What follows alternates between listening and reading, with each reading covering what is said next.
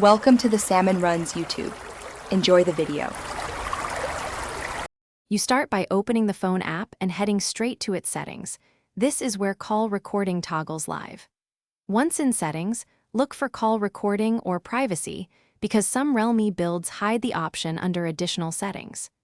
Make sure you have administrative access to the device and any required system updates installed.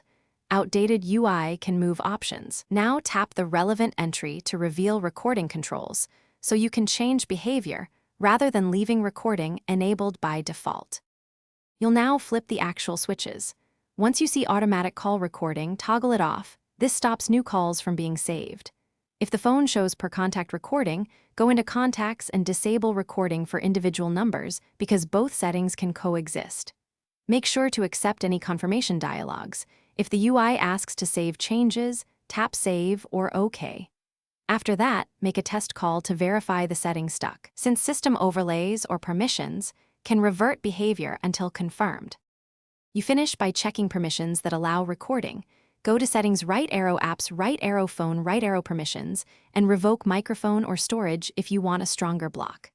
Once done, restart the phone to clear any background recording services. After reboot, place a test call and verify no audio file appears in File Manager or Recordings.